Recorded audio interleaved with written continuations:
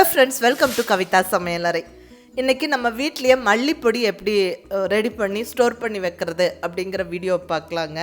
நான் என்னோடய எல்லா ரெசிபி வீடியோஸ்லேயும் மோஸ்ட்லி சொல்லுவேன் குழம்பு மல்லிப்பொடி, அதாவது மல்லியோட சீரகமும் மிளகும் சேர்த்து வறுத்து அரைச்ச பொடி அப்படின்னு சொல்லுவேங்க.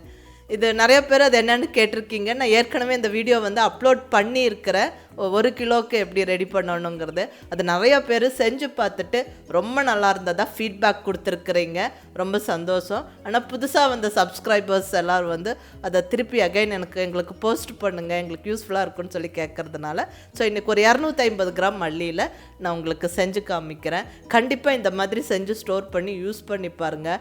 சமையல் ரொம்ப டேஸ்ட்டாக இருக்கும். அதே சமயம் நீங்கள் கடையில் வாங்கின மல்லிப்பொடியோட நீங்கள் ரெடி பண்ணின இந்த மல்லிப்பொடியை கம்பேர் பண்ணி பாருங்கள். ரொம்ப நல்ல வாசனையாகவும் ரொம்ப சூப்பராக இருக்கும். நீங்கள் கம்பேர் பண்ணி பார்த்தா கண்டிப்பாக உங்களுக்கு அது புரியும். மசாலா பொடியெல்லாம் நம்ம வீட்டிலேயே தயாரிக்கும் போதுங்க ரொம்ப நல்லாயிருக்கும். கலப்படம் இல்லாத ஒரு தரமான பொருளாக நம்ம யூஸ் பண்ணுறோங்கிற திருப்தியும் இருக்கும், வாசனையும் நம்ம குழம்பு கிரேவியோட டேஸ்ட்டும் ரொம்ப நல்லாயிருக்கும். ஸோ நீங்கள் தாராளமாக ட்ரை பண்ணி பாருங்கள். ரொம்ப ஒரு சிம்பிளான விஷயந்தான். அதாவது நம்ம இந்தியன் ரெசிபீஸில் மல்லி சேர்க்கும் போது கண்டிப்பாக கூடவே சீரகம் மிளகு இதெல்லாம் சேர்ப்போம். ஸோ நான் இங்கே என்ன பண்ணுவேன்னா மல்லி சீரகம் மிளகு இதெல்லாம் வறுத்து பொடிச்சு வச்சுருவோம் எங்கள் வீடுகளில். ரொம்ப நல்லாயிருக்கும். இந்த மல்லித்தூளோட கூடவே கொஞ்சம் மிளகாத்தூள் கரம் மசாலாலாம் போட்டு நம்ம வதக்கி எடுக்கும்போது டக்குன்னு கிரேவி குழம்பெல்லாம் ரெடி ஆகிடுங்க.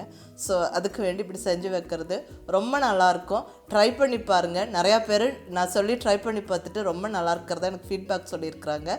ஸோ நீங்களும் ட்ரை பண்ணி பாருங்கள்.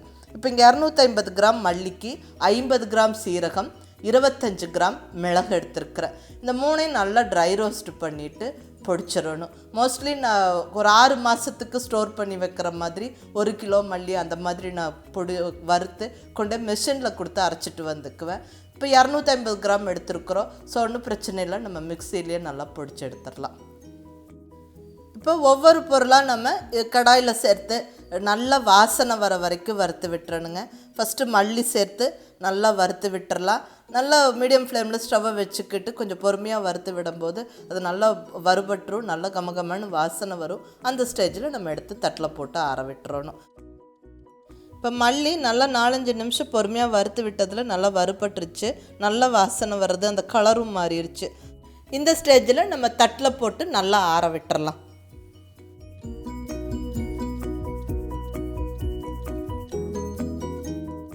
அடுத்தது சீரகம். கடாய் ஏற்கனவே நல்ல சூடாக இருக்குது, அதனால் இது சீக்கிரமாக பொரிஞ்சு ரெடி ஆகிடும். இதுவும் நல்லா ஒரு மீடியம் ஃப்ளேமில் ஸ்டவ்வை வச்சுக்கிட்டு ஒரு 3-4 நிமிஷம் நல்லா இப்படி வறுத்து விடுங்க. சூப்பராக ஜம்முன்னு பொரிஞ்சு நல்ல வாசனை வரும். அந்த சமயத்தில் எடுத்து இதுவும் மல்லியோடவே சேர்த்து ஆற விட்டுறணும்.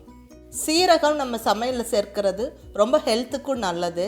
சீரகோட வாசனை ரொம்ப நல்லாயிருக்கும். அது இந்த மல்லியோடு சேர்த்து வறுத்து அரைக்கும் போது ரொம்பவுமே நல்லாயிருக்கும். அதனால் நம்ம சமையலில் ரொம்ப டேஸ்ட்டாக இருக்குங்க. சீரகமும் நல்லா பொரிஞ்சு ரெடி ஆகிடுச்சு. ஸோ நல்ல வாசனை வர வரைக்கும் வறுத்து விட்டு இப்படி எடுத்து அந்த மல்லியோடு சேர்த்து போட்டு விட்டுறலாம். அது மிளகு. மிளகு இங்கே 25 கிராம் எடுத்துருக்குறேன், அதாவது கிட்டத்தட்ட 2 டேபிள் ஸ்பூன் இருக்குங்க. இதுவும் நல்லா அந்த சூடான கடாயில் போட்டு நல்லா வறுத்து விட்டுறணும். மிளகு ரொம்ப சூடாகிடுச்சுன்னா அந்த வெடிக்க ஆரம்பிக்கும். பட் அந்த ஸ்டேஜ் வரைக்கும்லாம் ஒன்றும் போக வேண்டியதில்லை. நல்லா வாசனை வர வரைக்கும் வறுத்துட்டு நம்ம ஏற்கனவே வறுத்து வச்ச மல்லி சீரகமோட இந்த மிளகும் சேர்த்து நல்லா ஆற விட்டுறலாம். நல்லா ஆறுனதுக்கப்புறம் நம்ம மிக்சியில் போட்டு பொடிச்சு எடுத்துக்கலாம். பட்டு நிறையா குவான்டிட்டி நீங்கள் அரைக்கிறதா இருந்தால் பெட்டர் நீங்கள் மெஷினில் கொடுத்து அரைங்க. மாவு அரைக்கிற மெஷினில் அது நல்ல ஃபைன் பவுடர் ஆகும். ஸோ நம்ம ரொம்ப நாள் ஒரு 6 மாதம் வரைக்குமே நல்லா வச்சு யூஸ் பண்ணலாம். ரொம்ப நல்லாயிருக்கும். அது இப்படி வறுத்து அரைச்சிக்கிட்டோம்னா அந்த வாசனை சூப்பராக இருக்குங்க. நீங்கள் வறுத்து அரைச்சி பாருங்கள். கடையில் வாங்குகிற மல்லித்தூளையும் கம்பேர் பண்ணி பாருங்கள். இது சான்ஸே இல்லை, ரொம்ப நல்லாயிருக்கும். நீங்கள் ட்ரை பண்ணி பார்த்துட்டு சொல்லுங்கள். ஏற்கனவே நிறையா பேர் ட்ரை பண்ணி பார்த்துட்டு நல்ல ஃபீட்பேக் கொடுத்துருக்குறீங்க, ரொம்ப நன்றி. நல்லா மிக்ஸி ஜாரில் போட்டு நல்லா ஃபைனாக பொடிச்சாச்சுங்க. இதை பரவலாக தட்டில் போட்டு நல்லா கொஞ்சம் நேரம் ஆற விட்டுட்டு அதுக்கப்புறமா நம்ம ஒரு ஸ்டோரேஜ் கண்டெய்னர், ஒரு ஏர்டைட் கண்டெய்னரில் போட்டு ஸ்டோர் பண்ணி வச்சுக்கிட்டால் அந்த குவான்டிட்டியை பொறுத்து மினிமம் ஒரு 3 months to 6 months வரைக்கும் நம்ம தாராளமாக பயன்படுத்தலாம். அப்படியே இருக்கும் அந்த வாசனையும் அந்த ஃப்ளேவர் சூப்பராக இருக்குங்க. இப்போ நல்ல ஒரு ஏர்டைட் கண்டெய்னரில் போட்டு இதை ஸ்டோர் பண்ணி வச்சிடலாங்க. நல்லா ரொம்ப நாளைக்கு தாங்கும், அப்படியே ஃப்ரெஷ்னஸோடு இருக்கும்.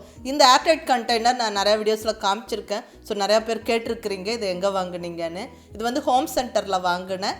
வாங்க விருப்பம் இருக்கிறவங்களுக்கு கீழே டிஸ்கிரிப்ஷனில் லிங்க் இருக்குது. ஸோ இப்போ அமேசான்லேயும் ஹோம் சென்டர் ப்ராடக்ட்ஸ் கிடைக்குது.